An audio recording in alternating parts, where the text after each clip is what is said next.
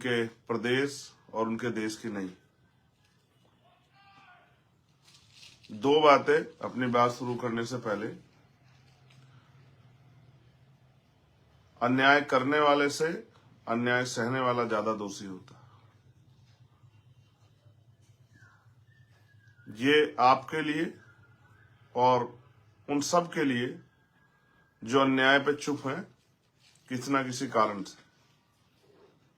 और दूसरी बात ये, जो एक महान क्रांतिकारी ने कही, जिनका नाम था चे गुवेरा, कि मैंने कब्रिस्तान में उनकी कब्रें भी देखी जो सिर्फ इस वजह से नहीं लड़े अन्याय के खिलाफ कि कहीं वो मर ना जाए।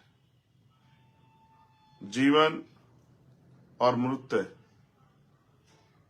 ये एक ऐसी सच्चाई है, जो व्यक्ति पैदा हुआ है उसको जाना है। अपने लिए हर कोई जीता है, पशु पक्षी जानवर, लेकिन अपने से आगे बढ़ के अपने परिवार के लिए भी वो सोच लेते हैं। लेकिन इंसानियत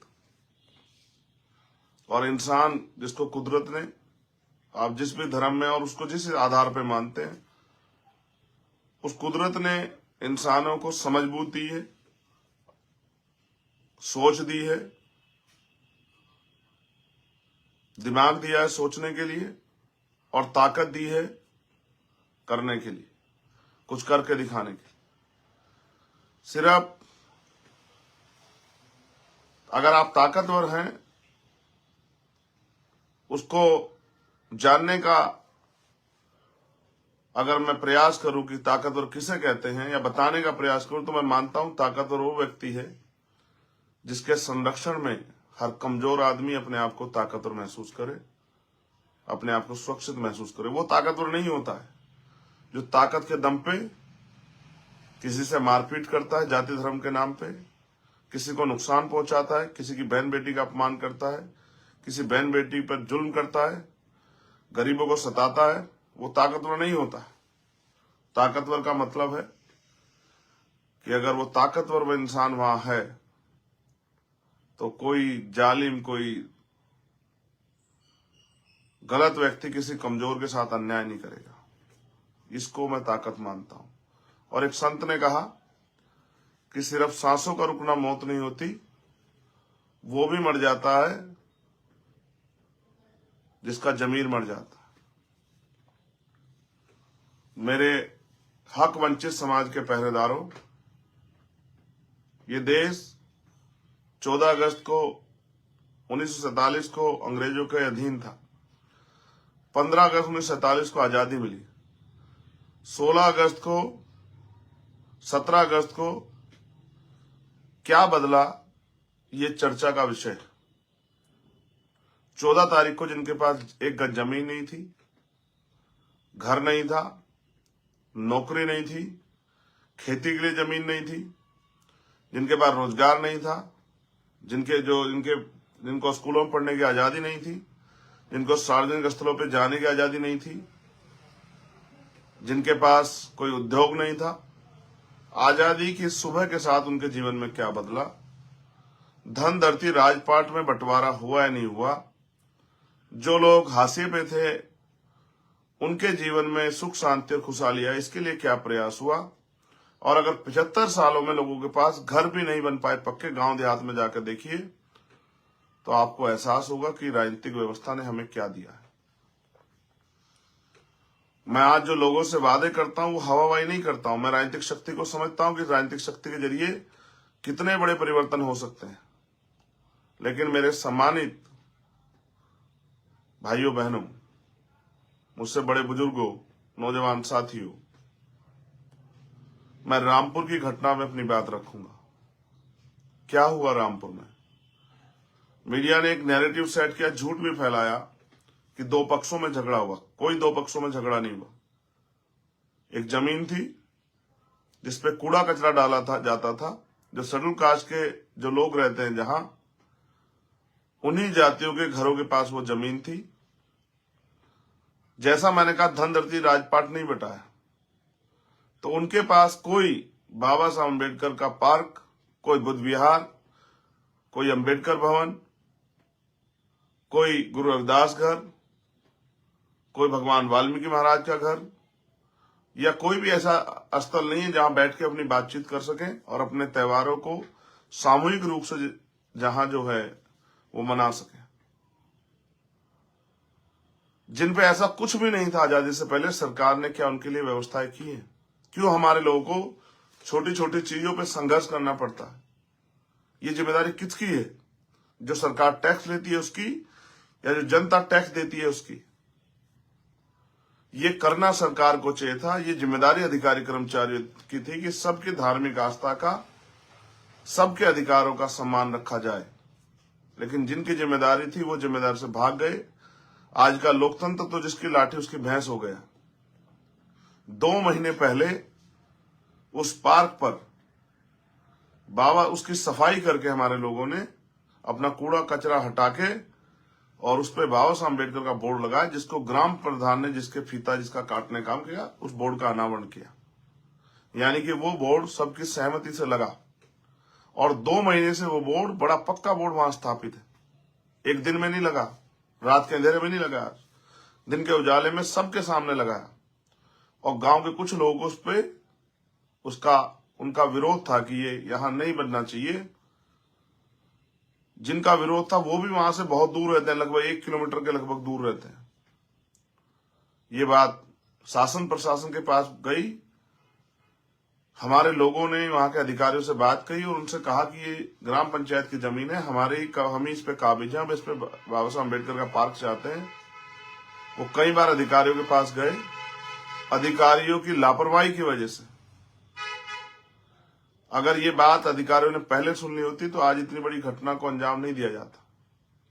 अधिकारियों की लापरवाही, उनकी हिलावाली और दलितों के प्रति, मुसलमानों के प्रति, पिछड़े वर्ग की जातियों के प्रति, आदिवासियों के प्रति जो सरकार का रवैया है, उसी का खामियाजा उस गांव के लोगों को भुगतना पड़ा। उस दिन हुआ ये कि माताएं बहनें पार्क पर थी, गांव का कोई पुरुष नहीं था। जो बच्चे पेपर दे के आए, सुमेश जिसकी हत्या हुई वो भी 10वीं का पेपर दे के आया था, वो मौजूद थे। पुलिस, कुछ थोड़ी सी पुलिस वहां मौजूद थी। अचानक से अहंकार में एसडीएम साहब, जो है साहब कहना पड़ेगा क्योंकि अब बड़े अधिकारी हैं, एसडीएम साहब मौके पर आ जाते हैं। अधिकारी के ऊपर जिम्मेदारी होती है। अधिकारी मालिक नहीं होता है, अधिकारी कर्मचारी होता है, जनता का सेवक होता है। उसी जनता के टैक्स के पैसे से उसको तनख्वाह मिलती है, उसी से उसको खाने के लिए अच्छी रोटी और सुख सुविधाएं मिलती है, पद प्रतिष्ठा मिलती है, उन्हीं जनता की सेवा करने के लिए। आते एसडीएम साहब खाकी पहने हुए कर्मचारियों को आदेश देते हैं कि इनको हटाओ। जब महिलाओं को हटाया जाता है तो महिलाएं इसका विरोध करती हैं। आप जाकर देखेंगे, मैंने जाकर देखा है, वो रेतीली जमीन है, एक कंकड़ आपको नहीं मिलेगा वहां। महिलाएं वहां लाठी डंडे तलवार लेके नहीं खड़ी थी, उनको तो उम्मीद भी नहीं थी कि उनके साथ क्या होगा। और फिर पुलिस की लाठी उन महिलाओं के शरीर पे पड़ती है, उनको पीटा जाता है, गलत जगह से छुआ जाता है, धक्के दिए जाते हैं। वो जो बच्चे उनके साथ खड़े थे वो विरोध का हिस्सा बनते हैं। आप महसूस कीजिए, लॉ एंड ऑर्डर मेंटेन के नाम पे जो तांडव वहां हुआ, नरसंहार जो हुआ वहां, उसको भी आप समझिए कि आपने कहीं नहीं देखा होगा पूरे देश में। हजारों घटनाएं हमने देखी हैं। बड़ी बड़ी जमीनों पे पूंजीपतियों ने कब्जा कर रखा है, दबंगों ने, ताकतवर लोगों ने कब्जा कर रखा है। वो एक गज जमीन नहीं छुटा सकती सरकार। इतनी पंचायत की जमीन जो है, ग्राम पंचायत की दबी हुई है हर गांव में, कहीं 200 बीघे, कहीं 300 बीघे। लेकिन उस 1.5-2 बीघे जमीन पर, जो कि पहले से दलित उस पर काबिज थे, उस 1.5-2 बीघे जमीन के लिए गोली चलाई जाती है निहत्थे दलितों पे। ये जलियांवाला बाग कांड जैसा है, लगभग गोली चलाई जाती है। एक बच्चे के सिर को चीर के गोली निकल जाती है फाड़ते हुए, और एक बच्चे को 2 टांग में गोली लगती है, एक को हाथ में लगती है। और ये होने के बाद भी पुलिस गोली चलाती है। 8-10 राउंड जो मुझे बताया गया गोली चली। जब उसके परिवार के लोग उस बच्चे को खींच के बाबा साहब के बोर्ड पर ले आते हैं और जब अहंकारी एसडीएम को वो नौजवान 17 साल का खून में लथपथ बंद सांसें से दिखाई देता तो एसडीएम के पैर उखड़ जाते हैं, एसडीएम भाग जाता है। आपने देखा कोई एसडीएम नाम पद का कर्मचारी पत्थर उठा के महिला को पीटता है और मैंने वीडियो भी जारी करवाई। आप देखिए किस तरह से जातिगत गालियां दी जा रही हैं, जैसे मन मना के ये सब चीजें की गई। फिर बड़े बड़े अधिकारी पहुंचते हैं, परिवार अड़ जाता है कि किसी भी कीमत पे हम डेड बॉडी नहीं उठने देंगे, हम अपने बच्चे को न्याय दिला के रहेंगे। अधिकारी जाके समझाते हैं, बात आगे बढ़ती है। जब पुलिस पूरे गांव की घेराबंदी कर देती है, नया आदमी कोई जा नहीं पाता है और बड़ी देर के बाद घायलों को अस्पताल लेके जाया जाता है। आपको जान के अचरज होगा कि सोमेश ने तो मौके पर दम तोड़ दिया, लेकिन अमित जो अस्पताल जाता है उसके दोनों पैरों में गोली लगी हुई है और ये बताया गया कि उसके पैर में गोली है, फंसी हुई है गोली। लेकिन आपको जान के अचरज होगा, मैंने कुछ देर पहले ट्वीट किया था, कुछ घंटे पहले, अभी तक अमित के पैर की गोली नहीं निकाली गई। 36 घंटे ज्यादा समय बीत गया। मैंने कल भी ये शंका जाहिर की थी कि ऐसा ना हो इन्फेक्शन होकर उसकी टांगे काटनी पड़े या उसकी जान चली जाए। क्यों सरकारी हॉस्पिटल में उसका इलाज अच्छा नहीं हो रहा है? क्यों उसको हायर सेंटर रेफर नहीं किया जा रहा है? अगर डॉक्टर की कमी है, किसी और चीज की कमी, क्योंकि वो आई विटनेस है, उसने मौके पर देखा है सब चीजें होते हुए। वो एक एक आदमी को पहचानता है। आपको याद होगा हाथरस की बेटी के समय मैंने कहा था कि अगर उसको बचा लिया जाएगा, जिस तरह से मीडिया उसके आरोपों को निगलेक्ट कर रही थी कि जो परिवार ने लगाए थे कि भाई ऐसा कुछ नहीं हुआ, मैंने कहा था उस बच्ची को बचा लो, वो स्वयं बता देगी उसके साथ किसने, कब, कहां और क्या क्या अपराध किया है। उसी तरह से मैंने अमित के ऊपर भी चिंता जाहिर की कि अमित को बचाना चाहिए। पुलिस परिवार को डरा धमका के, जैसा मुझे परिवार ने बताया कि डरा धमका के पुलिस ले जाती है और अर्थी का सामान, अंतिम संस्कार का सामान भी अपने साथ लेके आती है। एक कपड़ा परिवार को नहीं डालने दिया पुलिस ने उस बच्चे के ऊपर, जिस बच्चे को मां ने 9 महीने पेट में पाल के रखा और 17 साल का अपना खून, दूध रूपी खून पिला पिला के बड़ा किया। जिस पिता ने भूखे प्यासे रह के अपने बच्चे के लिए सपने देखे, वो पुलिसमैन बनना चाहता था, लेकिन उसको नहीं पता था कि उनके द्वारा दिए गए टैक्स के पैसे से जो गोली आएगी सरकार की, उसी गोली से, उसी पुलिस के जरिए उसको ये दुनिया छोड़नी पड़ेगी। ये जुल्म वहां हुआ। फिर आनन फानन में परिवार को समझा के, बुझा के, डरा के, परिवार ने तो मुझसे कहा कि जबरन हमें डरा के कराया गया और उस बच्चे के शव को अंतिम संस्कार कर दिया गया। मां चीखती रही, बहन चीखती रही, भाई चीखते रहे। मुझे संभल में 3 घंटे ज्यादा डिटेन रखा गया। मैं लड़ता रहा कि मुझे जाना है, जाना है। फिर जब मैं वहां पहुंचा, मैंने परिवार से बात की, तब उन्होंने मुझे सारी बात बताई। आपको जान के बड़ा अचरज होगा कि नालायक कर्मचारी अधिकारियों का दिल तब भी नहीं पसीजा उस एफआईआर में। उनकी जो मांगे हैं, वो तो सीधे सच्चे लोग हैं, उन्होंने किसी के खिलाफ मुकदमा नहीं दर्ज कराया अभी तक। उन मांगों को इस तरह से लिखा गया है, किसी एफआईआर में आपको पीड़ित परिवार के लिए जो मांगे समाज रखता है कि भाई इनको मुआवजा दिया जाए, इनके लिए ये किया जाए, इनको नौकरी दी जाए, ये पार्क बने, 2 से अधिकार, उसको एफआईआर में लिखा जाता है, एफआईआर की मजाक बनाने के, एफआईआर को कमजोर करने के लिए।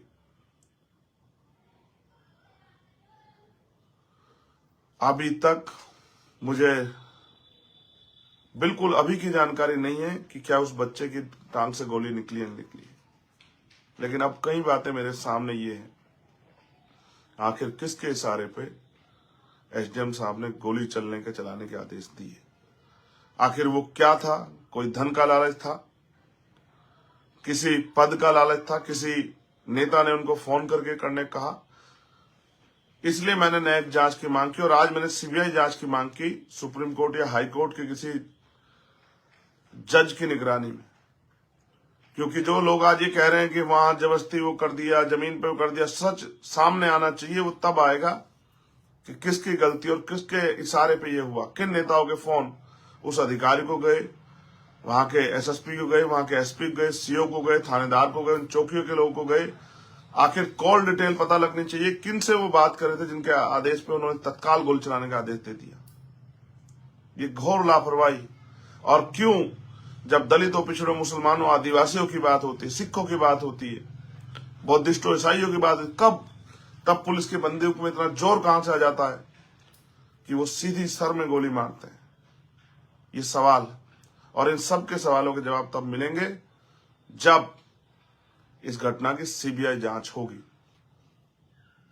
फेयर जांच।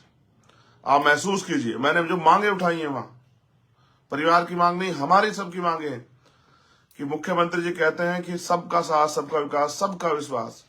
तो ऐसी ही घटना लखनऊ में हुई।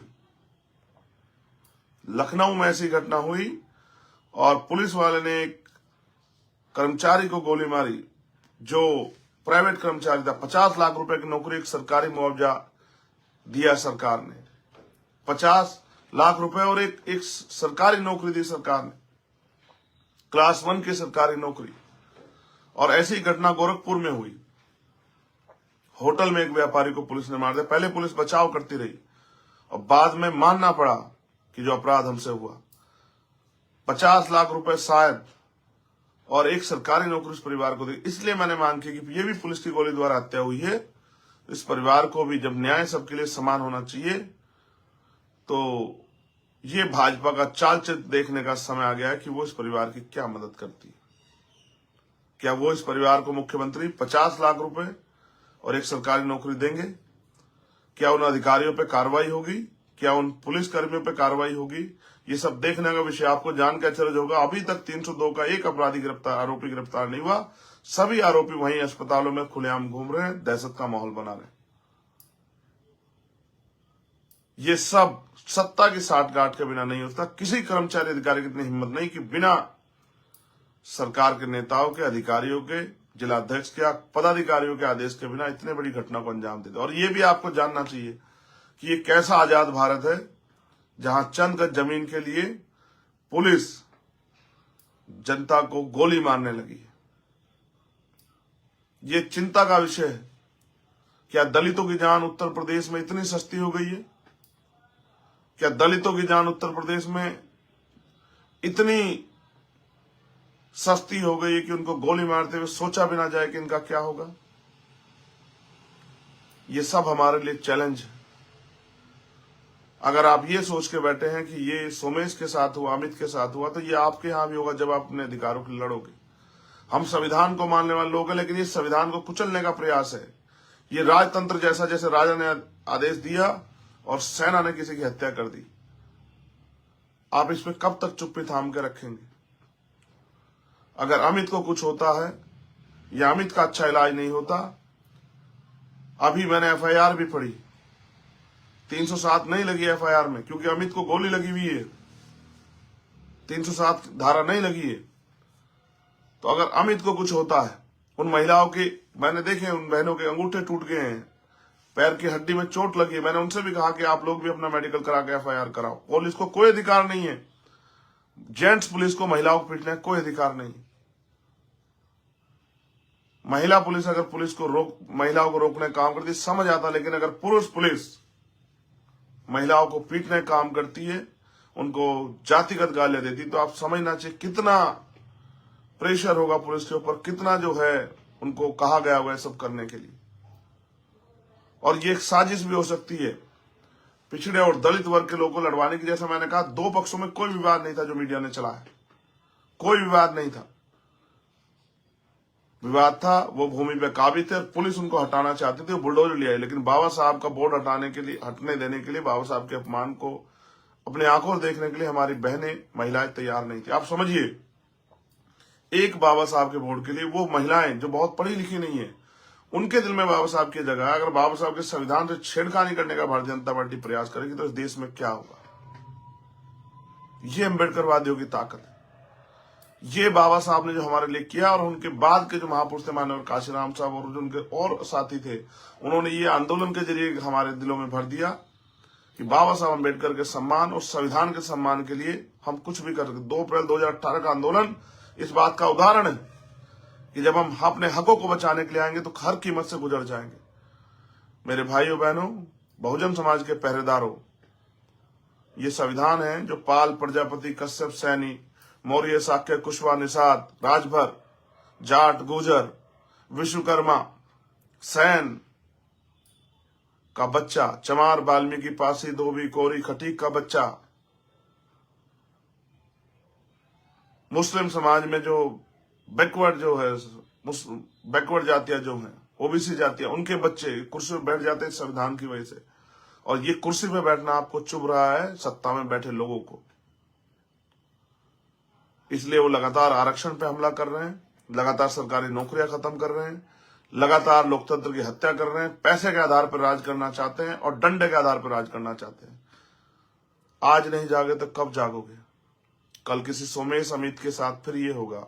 और अकेला चंद्रशेखर कितनी घटनाओं में जा क्या क्या कर लेगा। पूरी हिम्मत तो करता हूं सभी जगह पहुंच जाऊं, पूरी हिम्मत करता हूं, लेकिन राजनीतिक ताकत भी बन जाए इसलिए भी लड़ रहा हूं, प्रयास कर रहा हूं, संघर्ष कर रहा हूं। मैं ये सवाल छोड़ता हूं आपके सामने,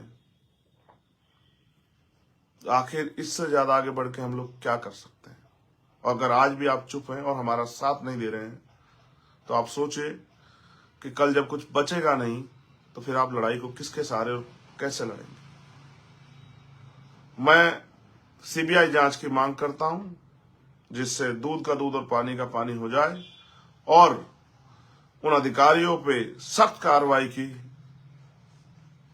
मांग करता हूं। सिर्फ हटाने से काम नहीं चलेगा, उनको नौकरियों से, उनको जो है उनकी नौकरियों से बर्खास्त उनको किया जाए और उनको गिरफ्तार करके जेल में भेजा जाए। उस परिवार की मांगों को माना जाए। जिस तरह का न्याय मुख्यमंत्री ने अन्य लोगों के साथ किया, क्या मुख्यमंत्री जातिवादी हैं जो दलितों के साथ एक ट्वीट नहीं कर पाया अभी तक? इतनी बड़ी घटना पर उनके पुलिस के द्वारा जो अपराध किया गया उस पर क्या मुख्यमंत्री इस परिवार को मिलने बुलाएंगे या मिलने जाएंगे? दलितों का हितैषी होने की बात करने वाले मुख्यमंत्री जी, दलित सम्मेलन करने वाले हापुड़ से बहुत दूर, देरी का रास्ता नहीं। आपने पहला सम्मेलन हापुड़, उसमें बुलंदशहर हापुड़ में किया था। क्या आप जाएंगे परिवार से मिलने? क्या आप उनके आंसू पूछेंगे? उनके घर खाना खाने का दिखावा करने वाले मुख्यमंत्री जी, प्रधानमंत्री जी, क्या आप दलितों के आंसू पूछोगे? ये कहने वाले कि दलितों को मत मारो, मुझे मार लो, बातें करने वाले प्रधानमंत्री जी, क्या आपका दिल पसीजा? जब 17 साल के बच्चे के साथ खून की होली आपकी उत्तर प्रदेश की डबल इंजन की सरकार की पुलिस ने खेली, उस मां को आप जवाब दे पाएंगे? उस बहन को जिसने अपना भाई खो दिया उसको जवाब दे पाएंगे? उसके पिता को जवाब दे पाएंगे? रोज ये घटनाएं होती हैं, रोज होती हैं। मैं सब पे नहीं जा सकता, मगर मैं आपसे पूछना चाहता हूं कि अपने देश में क्या हम दसवें दर्जे के नागरिक नहीं हो गए? क्या हम इस देश में संविधान के रहते इस जुल्म को सहने के लिए मजबूर नहीं हो रहे? और अगर हो रहे हैं तो फिर जागिए, इस अन्याय के खिलाफ बोलिए। अगर आप भाजपा में भी हैं, भाजपा किसी मोर्चे के सदस्य हैं, भाजपा में आप MP MLA मंत्री हैं, तो अगर वास्तविकता में आपका जमीर जिंदा है, आप वास्तविकता में समाज के हितैषी, तो बोलिए। और अगर आप नहीं बोल सकते तो आपको कोई अधिकार नहीं है कि बाबा साहब अम्बेडकर के द्वारा दिए गए अधिकारों पे, उनकी हिस्सेदारी पे काबिज होके आप उनके पिछलग्गू, उनके पिट्ठू बन के समाज की पीठ में छुरा घोंपें। आप जिस भी दल में हैं, इस अन्याय के खिलाफ बोलिए, बोलने की हिम्मत जुटाइए। सीबीआई इनकम टैक्स का डर छोड़िए। समाज को हमारे बड़े नेताओं की जरूरत है। मैं जितनी हिम्मत भी हमारे में आजाद समाज पार्टी वो जुटा रहे हैं, लेकिन जो बड़े नाम वाले नेता, मैं उनसे भी कहूंगा कि आज समय है उस समाज के साथ खड़े होगा जिस समाज ने आपको ताकत दी, जो समाज आपकी आवाज बना, जिस समाज की वजह से आप कुर्सी बैठे। उनके बच्चों को, उनकी बेटियों को, उनके बेटों को, उनकी पत्नियों को, उनके परिवार के लोगों को, बुजुर्गों को आज आपकी जरूरत है। आज आपकी चुप्पी उत्तर प्रदेश और देश में दलितों के दमन का कारण बन रही है। यह अन्याय कितने दिन चलेगा? दलितों की हत्याएं कब तक होंगी? पिछड़े मुसलमानों और आदिवासियों की हत्याएं कब तक होंगी? इसका जवाब भी उत्तर प्रदेश और केंद्र की डबल इंजन की सरकार को देना चाहिए। आखिर आजादी के बाद अब तक हमें मिला क्या है? आज तक हम पे, मैं लौटा जब उस गांव से, उसके बराबर वाले गांव में, मेरे नाम याद है, कपरानी का मजरा, दौड़ के आए लोग, मेरी माँ बहनें दौड़ के आए, और मैंने पूछा रोजगार क्या है, तो मजदूरी। आने वाले समय में तो आज तो 20 आदमियों का काम एक मशीन कर देती है, सारी मजदूरी खत्म हो जाएगी, तो क्या मेरे लोग इस देश में भूखे नंगे रहेंगे? पक्के मकान भी अभी तक नहीं बने उन लोगों के। तो आपकी राजनीति ने, आपकी राजनीतिक व्यवस्था ने इस देश के दलितों, पिछड़ों, आदिवासी, मुसलमानों को दिया क्या है? आपको इसका जवाब देना पड़ेगा। आज नौजवान दुखी है बेरोजगारी की मार से, महंगाई की मार से, गरीब दुखी है, किसान दुखी है, फसलों के दाम नहीं मिल रहे, किसान आंदोलन कर रहा है, व्यापारी दुखी है, छोटा व्यापार खत्म होता जा रहा है। आप पूंजीपतियों के दलाल बन गए हो, भाजपा के नेता 15-15, 14-14 लाख करोड़ रुपए उनके माफ करते हो, गरीब के 5,000 रुपए के बिल पर उसका कनेक्शन काट के उसको मुकदमा लिख के जेल भेजते हो। किसान सुसाइड करता है, नौजवान सुसाइड करता है, पेपर भर्ती लीक होते हैं। ये कौन सा लोकतंत्र है जिसमें अपनी बात को कहने की आजादी भी नहीं? और जिन पे नहीं है वो किन से कहेंगे?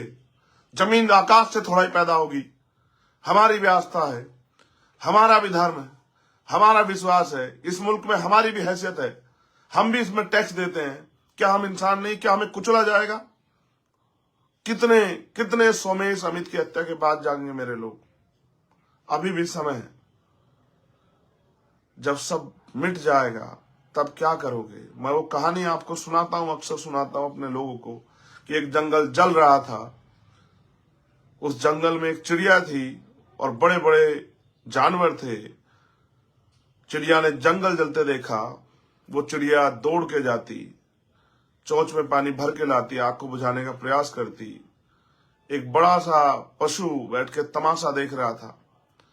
उस पशु ने कहा कि चिड़िया, हंसते हुए कहा, चिड़िया जल जाओगी, आग नहीं बुझेगी। तो चिड़िया ने जो जवाब दिया सुनने लायक था कि हाँ मुझे पता है मैं जल जाऊंगी, हाँ मुझे पता है कि मेरे प्रयास से शायद ही आग ना बुझे, लेकिन इस जंगल का इतिहास लिखा जाएगा तो मेरी गिनती वफादारों में होगी, पहरेदारों में होगी, सिपाहियों में होगी, हमदर्दों में होगी, और तेरी गिनती गद्दारों में होगी। मैं आपको पूछना चाहता हूं, जब बाबा साहब का संविधान खत्म हो जाएगा, लोकतंत्र खत्म हो जाएगा, वोट देने का अधिकार खत्म हो जाएगा, तो आपकी बस्ती में कोई पैर रखने आएगा क्या? आपकी सुनवाई कोई करेगा क्या? हमारे पढ़े लिखे नौजवान बेरोजगार घूम रहे हैं, बैकलॉग भरा नहीं जा रहा है, प्रमोशन रिजर्वेशन सुप्रीम कोर्ट ने कहा है कि SC/ST के लोगों को मिलना चाहिए, मैं तो चाहता हूं OBC के लोगों को मिले, लेकिन कौन सी सरकार दे रही है? आप पिछड़े दलित वर्ग के लोग, आदिवासी लोग भाजपा को अपना हितैषी मानने का गलती कर रहे हो। ये वही भाजपा है, ये वही RS के लोग हैं जिन्होंने जिंदा रहते बाबा साहब अम्बेडकर की सब यात्रा निकाली। हाँ मुझे पता है इस जुल्म के खिलाफ इतनी ताकतवर आवाज बनने का खामियाजा मुझे भुगतना पड़ता है, मुझे जेल जाना पड़ता है, मेरी पीठ पर लाठियां पड़ती है, मुझे जुल्म सहना पड़ता है, जेलों में रातें काटनी पड़ती हैं, अन्याय सहना पड़ता है, और जब मैं चुप नहीं होता तो मेरे ऊपर गोली चला जाती है। लेकिन हो सकता है कल फिर गोली चले, हो सकता है 10 दिन बाद फिर गोली चले, हो सकता है मैं मारा जाऊं, लेकिन मैं इस अन्याय के खिलाफ चुप रह जाऊं, ये मैंने नहीं सीखा है। अगर मैं भी औरों की तरह राजनीति पैसों के लिए, पावर के लिए, सुख सुविधाओं के लिए करता, MP MLA के लिए बनने के लिए करता, तो शायद कभी का जमीर का सौदा कर लेता। लेकिन मैंने इस बात को इसलिए समझा कि जब मैंने अपने पिता को अपने हाथों में मैंने दम तोड़ दिया मेरे पिता ने, तब मुझे समझ आया कि पॉलिटिकल पावर क्या है। उस समय राजनीतिक शक्ति मेरे पास होती, या कोई राजनीतिक शक्ति वाला व्यक्ति मुझसे जुड़ा होता, तो शायद मेरे पिता मेरी आज जिंदा होते। मैं भी उनके पैर छू के आशीर्वाद लेता और पूरी ताकत से जो भी लड़ाई में लड़ता, मैं लड़ पाता। लेकिन उस दिन मेरे जीवन में तब्दीली, और सबसे बड़ी तब्दीली तब हुई जिस दिन मेरे ऊपर गोली चली। उस दिन मैंने तय कर लिया कि मैं किसी का दिल नहीं दुखाऊंगा, लेकिन मैं अपने जीवन का एक एक पल इस आंदोलन को दूंगा, गरीबों के आंसू पूछने के लिए, उनके ऊपर होने वाले जुल्म को रोकने के लिए दूंगा। मैं अपनी बात के लिए संकल्पित हूं, और मैं आज फिर कहता हूं कि सूरज पूरब की जगह पश्चिम से उदय हो सकता है, लेकिन चंद्रशेखर आजाद इस लड़ाई में पीछे नहीं हट सकता है। मैं आपसे भी अपील करता हूं कि इस लड़ाई में हमारा साथ दीजिए। मैं आपसे भी कहता हूं कि जुल्म के खिलाफ लड़ने में आप हमारी हिमायत कीजिए। अगर साथ भी नहीं देते तो कम से कम बोलिए, जो जुल्म करने वाले के हाथ रुके, उसकी ताकत कमजोर पड़े। ये लोकतंत्र है, यहाँ जनता के पास ताकत है। आप तय करते हो कि कौन कौन ताकतवर होगा, कौन कमजोर होगा। आपकी चुप्पी कल और लोगों का खून बहाएगी। आपकी चुप्पी इस देश को जो बेचने वाले लोग हैं उनको ताकत देगी। और आप अगर बोलने लगे तो हमारा लोकतंत्र और संविधान भी बचेगा। आपकी वो एकजुट होना पड़ेगा। मैं अपने कर्मचारी साथियों से भी कहता हूं, मैं जहां नगीना में लड़ रहा हूं वहां मुझे आपकी मदद की जरूरत है। आपके दो रिश्तेदार साथी वहां रहते होंगे। मैं दलित, पिछड़े, मुसलमान हो, आदिवासी हो, सिख हो, जैन, बुद्धिस्ट हो, ईसाई हो, हर न्याय पसंद व्यक्ति से कहना चाहता हूं, अपनी माओ बहनों से कहना चाहता हूं, इस लड़ाई में मुझे मौका दें कि मैं इस लड़ाई को लड़कर दिखाऊं कि किस तरह से सेवा भाव से राजनीति होती है और राजनीति के जरिए किस तरह से गरीबों की जिंदगी बदली जाती है। सब कुछ संभव है, लेकिन संभव वही कर सकते हैं जिनके पास शक्ति है। हम राजनीति में कामयाब हुए बिना इस जुर्म जाति खत्म नहीं कर सकते हैं। तो नगीना के लिए मेरी आपसे अपील है और संगठित होने की देश भर में आपसे अपील है। और कितनी जो है परीक्षा देने के बाद आपको समझ आएगा कि देश में कौन लड़ रहा है और कौन बैठ के तमाशा देख रहा है। मैं किसी को बुरा नहीं कह रहा हूं। जिस दिन मेरे ऊपर गोली चली उस दिन मुझे समझ आया कि जीवन तो एक दिन खत्म होना है, उससे पहले अच्छा प्रयास किया जाए कि समाज अपने पैरों पर खड़ा हो जाए। मैं एक एक व्यक्ति को जो फील्ड में मिलता है उसको भी समझाता हूं, जहां सैकड़ों लोग होते हैं, हजारों, उनको भी समझाता हूं कि इस देश में अगर जीना है तो राजनीतिक शक्ति कितनी जरूरी है और जागरूक होना कितना जरूरी है। मेरा प्रयास है भीम आर्मी आजाद समाज पार्टी के साथियों के माध्यम से कि लोग जागरूक हो। जिस दिन लोग जागरूक हो गए उस दिन अपने अधिकारों को प्राप्त कर लेंगे। आप महसूस करो, इतने लोगों की जिंदगी बदल गई बाबा साहब अम्बेडकर संविधान देखिए। संविधान नहीं रहेगा तो हमारी आजादी का क्या होगा? हम किस बात का इंतजार कर रहे हैं? इस जुल्म को रोकने के लिए बोलना सीखिए, लोगों को जागरूक करना सीखिए। और मैं फिर कहता हूं, मैं सरकार को चैलेंज देके कहता हूं, सरकार एक बात जान ले कि हम संविधान के खिलाफ कोई भी अन्याय या कोई भी साजिश बर्दाश्त नहीं करेंगे, लेकिन हम अपने लोगों को मरने भी नहीं देंगे। आज करो मरो की स्थिति में मैं आपसे मदद की अपील करता हूं कि आप इस लड़ाई में मेरे साथ खड़े हो। मुझे गाली देने की, मेरे विरोधियों को मैं कहूंगा, मुझे गाली देने की बजाय एक बार मुझे मौका देके देखिए, मेरे साथ खड़े होकर देखिए, आपको एहसास होगा कि चंद्रशेखर आजाद जिसने जान को दांव पे लगा दिया। लोग पेट के लिए, पैसे, पावर के लिए, साधन संसाधन के लिए सब काम करते हैं, और मैं, क्योंकि मैं गरीबी में पल के आया हूं, दुख सह के आया हूं, मैं अपने लोगों के जीवन बदलने के लिए इस काम करना चाहता हूं। मैं हर उस माँ की आवाज के आंसू पूछना चाहता हूं जिसने बचपन से लेके और अब तक जो है गरीबी, बेबसी, लाचारी देखी, जिसने कभी सुख सुविधाएं देखी नहीं। अपने उस भाई की आवाज बनना चाहता हूं जिसने पढ़ लिख के जो बेरोजगार घूम रहा है, जिसके माँ बाप ने पेट काट के उसको पढ़ाया है, उसको हिम्मत, ताकत दी है। मैं उस बहन की आवाज बनना चाहता हूं जो आज भी भारत और उत्तर प्रदेश प्रदेश के किसी भी कोने में डर के साए में जी रही है कि उसके साथ कभी भी कोई अन्याय, अपमान हो सकता है। मैं और उस कमजोर की आवाज बनना चाहता हूं जिसको दबाया जा रहा है, जिसके साथ जुल्म हो रहा है। मैं संविधान के रक्षक के रूप में इस लड़ाई को आगे बढ़ाना चाहता हूं, आपसे मदद चाहता हूं। मैं सरकार से कहूंगा, आप कमजोर मत समझिए कि हम इस लड़ाई को भूल जाएंगे और चुप हो जाएंगे। एक बहुत बड़ा आंदोलन, हम लोग इसी लड़ाई को आखिरी लड़ाई मान के रामपुर की लड़ाई को तय करेंगे। आप मेरी बात को याद रखना। क्या तो सरकार जिस तरह से और लोगों को न्याय दिया उस तरह से उस परिवार को न्याय दे, वरना उत्तर प्रदेश और देश में कमर कस ले कि हम किसी से बड़े आंदोलन करने के लिए तैयार हैं। इस दर्द को रोज रोज अपने लोगों को मरता देख के जो तकलीफ होती है वो ऐसे नहीं, उसको नहीं बताया जा सकता शब्दों में। ये स्वीकार्य नहीं है। मुख्यमंत्री जी, इस अन्याय को रोकिए, और आपसे नहीं रुकता तो कुर्सी खाली कीजिए। अगर आपसे नहीं होता है, झूठ बोलना बंद कीजिए, दिखावा करना बंद कीजिए। जय भीम, जय भारत, जय संविधान, जय विज्ञान, जय लोकतंत्र। और आप सबसे अपील, मेरे कर्मचारी साथियों से, मेरे अधिकारी साथियों से, मेरे हक वंचित कमजोर समाज से, इस देश के दलित, पिछड़े, आदिवासी, मुसलमान, जैन, सिख, बौद्ध, ईसाई, पारसी और न्याय पसंद हर उस जाति धर्म के व्यक्ति से जो चाहता है कि हमारा भारत तरक्की करे और सब लोगों को स्वाभिमान सम्मान का जीवन मिले। ऐसा चाहूं राज में जहां मिले सबन्नु अन्न, और छोटे बड़े सब संबर से रविदास रहे प्रसन्न। राज ऐसा हो जिसमें कोई छोटा बड़ा ना हो, कोई ऊंच नीच ना हो, कोई भेदभाव ना हो, कोई गरीब ना हो, कोई अमीर ना हो, सब लोग बराबर हो। किसी को कोई डर ना हो, भय ना हो, किसी बहन बेटी का अपमान ना हो, किसी को खाने के लिए अन्न की, तन ढकने के लिए कपड़े की और सर ढकने के लिए छत की दिक्कत ना हो, सभी का सम्मान हो। उस राज को उन्होंने नाम दिया बेगमपुरा राज, बिना गम का राज। हर व्यक्ति खुशहाल हो, किसी की जिंदगी में कोई गम ना हो। मैं संदेश के तौर पे अपने लोगों से कहूंगा जो सतगुरु रविदास जी महाराज 600 साल पहले कहा कि रविदास मानुष करी बसन को सुकर है दो ठाव, एक सुसव राज माही दूसर मरगट गांव। कि अगर सुख शांति का जीवन जीना है तो दो ही रास्ते हैं, एक सुसव राज में, क्या तो अपना राज हो, या फिर सुख शांति जब जीवन समाप्त हो जाएगा शमशान घाट और कब्रिस्तान में मिलेगी।